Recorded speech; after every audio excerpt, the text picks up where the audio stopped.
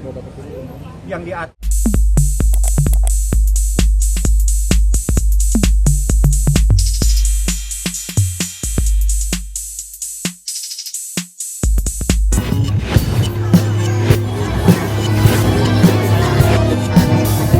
mungkin hari ini Bang bertepatan juga akhirnya Fadel datang ke Polres Jakarta Selatan, gimana Bang? ya kalau datang kewajiban, jadi itu bukan prestasi ya, itu kewajiban seseorang dalam perkara hukum. Menurut KUHP wajib datang, kalau nggak datang lu bisa dipanggil paksa. Itu menurut undang-undang. Jadi bukan sebuah prestasi. Silakan datang, ikutin proses di atas. Di lantai 3 prosesnya diikutin. Saya ingatkan saja, bukti-bukti sudah ada semua. Jadi semua bukti sudah ada, bukti saksi sudah ada, bukti surat sudah ada, bukti visum sudah ada. Silakan. Jadi menurut hukum, orang yang dilaporkan jangan lagi membantah, diem pun boleh. Ya, jadi kita dalam proses ini saya serahkan sepenuhnya kepada penyidik. Kami tidak akan menanggapi hal-hal yang di luar proses hukum seperti itu. Bang Fahmi kan Panikis kita tahu suka bikin meme-meme soal Dr. Redman gitu kan ya. Apakah caranya Bang Fahmi kan melindungi klien supaya nggak ada laporan terkait pencemaran baik itu gimana Bang? Apanya? Takut ada kekhawatiran nggak kan ini dilaporkan pencemaran baik dengan bikin meme segala macam? Nggak ada itu haknya kita. Yang ditanya itu proses hukumnya seperti apa. Jadi di dalam perkara ini mungkin semuanya biar paham. Kan banyak sekali nih, salah satunya ya ada yang bilang supaya dimediasikan lah, dipertemukan lah, dilakukan apa RJ lah segala macam. Yang jelas itu mustahil semua dilakukan. Tidak ada sebuah kalimat perdamaian. Tidak ada kata perdamaian yang akan muncul dalam perkara ini. Yang ada ikutin proses hukum sebagaimana yang diatur di dalam hukum. Ancamannya perkara ini ikutin saja prosesnya. Jadi jangan berharap ada sebuah hal di mana kita akan memaafkan atau perkara ini terjadi sebuah perdamaian, itu mustahil. Bang Fahmi tadi sempat disinggung soal penelantaran. Pihak Fadel sempat menyinggung soal penelantaran anak, ada dugaan penelantaran anak. Perkaranya ada di atas, prosesnya di atas, tindak pidana terkait perlindungan terhadap anak, dugaan ada kejahatan terhadap anak di bawah umur, itu saja. Bagaimana mempersiapkan diri terkait dengan laporan ini. Jadi ini laporannya ada depan di atas. Aja, Bang. Siapkan diri bang, Anda ke atas. Bang, depan Bang. Pihak Niki maksudnya menanggapi hal tersebut? Saya nggak akan nanggapin, ngapain kita tanggapin hal-hal yang nggak jelas. Kalau Anda tanyain bagaimana proses ini, bagaimana alat bukti, bagaimana visum, saya jelaskan. Tapi hal-hal yang tidak ada relevansinya, karena proses ini saya ingatkan sekali lagi, dugaan tindak pidana kejahatan terhadap anak di bawah umur.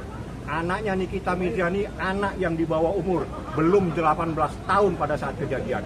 Ingin tahu masalahnya? Anda ingat-ingat apa kejadian pada bulan April, kejadian pada bulan Juni, Juli. Udah itu saja saya kasihkan. Lebih lanjut, Anda persiapkan diri yang baik supaya datangnya tidak telat, supaya tidak bingung, tiba-tiba sakit dan sebagainya. Yang beda sih kelas jawaban pengacara yang terintegrasi. Terima kasih. Sesuai alur. Keren. Apa yang mau ditanyakan? Tadi kan sebelah juga bawa 11 pengacara katanya untuk mendampingi. Ini jangankan 11, 20 boleh, 50 boleh. Di atas itu hanya dibolehkan maksimal 2. Itu pun kalau ada tempatnya. Biasanya kalau satu wajib. Ya, wajib satu orang mendampingi terlapor. Itu aja. Kalau banyak-banyak saya juga bisa ngumpulin banyak, tapi ngapain? Ini perkara sebetulnya adalah terkait dengan tindak pidana dugaan anak. Jadi tolonglah dilindungi anak. Yang di atas pasti dikasih hak untuk mendampingi. Ada syarat-syaratnya seseorang bisa mendampingi dalam perkara ini. Adalah seorang advokat. Bagaimana seorang advokat itu nanti pasti akan ditanya di atas. Mau 10, mau 20, pasti hanya 1 maksimal 2 yang boleh mendampingi. Yang lainnya silakan duduk-duduk di pelataran situ, di jalan. Boleh, nggak ada masalah. Kalau perlu ditambah lagi. Nggak ada masalah. Oke. Bang, pesan Niki apa Bang? Oh, ini dokter luar biasa. Ini luar biasa. Jadi dia punya peran yang sangat penting dalam proses ini. Saya buka saja, perannya sangat penting. Pada saat situasi di mana saya akan mengambil sikap, semuanya saya serahkan dia dan Edwin. Dia yang berkomunikasi langsung dengan Laura. Saya, Niki, saya tarik Niki ke dalam, keluar. Mereka berdua yang berkomunikasi di dalam. Silakan dia bisa menceritakan. Dia punya peran penting bagaimana dia bisa dengan tenang membawa Laura sehingga Laura itu ikut untuk dilakukan proses hukum dalam perkara ini. Itulah. Ketika waktu kita menolong Laura dari apartemennya untuk kita bawa, itu kan masih dalam keadaan histeris. Mungkin kita cukup tahu juga, mungkin dalam keadaan shock juga, maka Laura dalam keadaan seperti itu.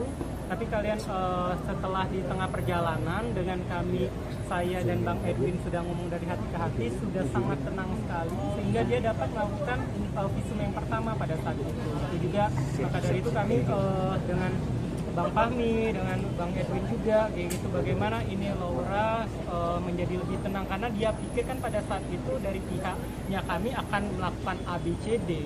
Itulah saatnya kami untuk menjelaskan ke Laura kalau di sini kami ingin menolong dia.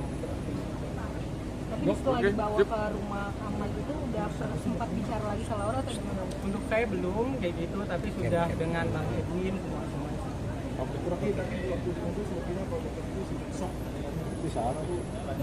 Ya kaget, tapi kan saya masih dalam batas wajar melihat dia anak di bawah umur kan dalam tekanan juga, diduga dalam tekanan, jadi ya kita maklumin saja.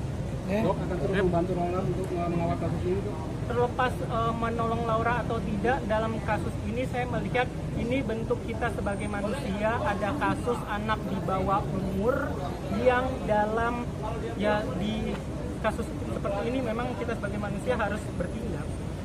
Artinya melihat dari kasusnya, Dok, ya? Iya dong, harus. Sebagai manusia kita harus punya sikap untuk kasus ini yang sangat menurut saya kecil sekali.